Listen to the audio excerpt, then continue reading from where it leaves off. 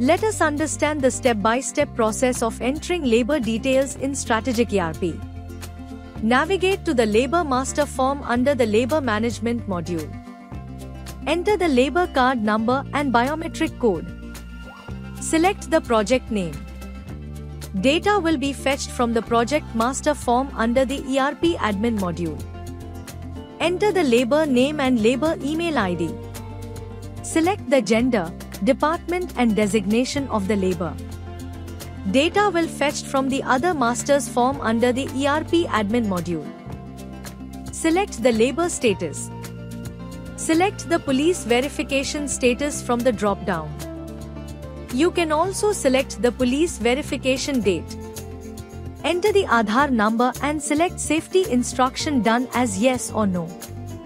Click on the plus icon to add multiple safety induction entries. You can modify the status of each safety induction entry directly. Select the date of joining, reporting supervisor name, labor type and labor category.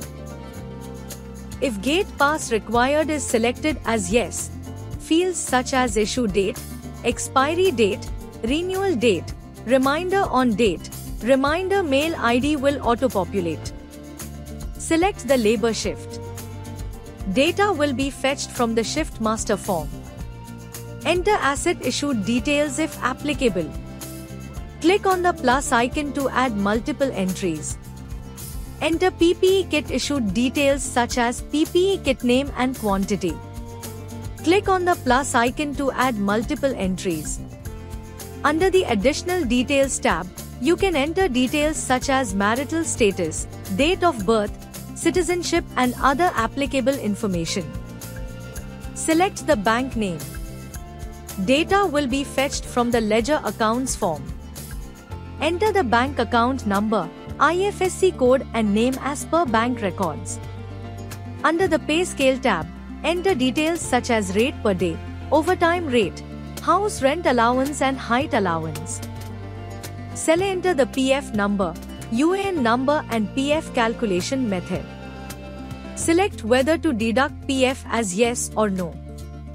Enter the PF number, UAN number and PF calculation method. Select deduct ESIC and welfare deduction as yes or no. Select the mode of payment as cash, check or transfer. Select the bank account number. Select salary expense ledger. Data will be fetched from the Ledger Accounts and Finance Management module. Under Statutory Compliance tab, check the Scope checkbox. In other cases, you can check the Client Scope and Contractor Scope checkbox as applicable. Under Labor Payment tab, check the Scope of Labor Payment checkbox or choose Client Scope and Contractor Scope as applicable. Enter the date of rejoining and select Mobile Login required if applicable. Save the data and follow the necessary steps for approval. The process of entering labor details is now complete.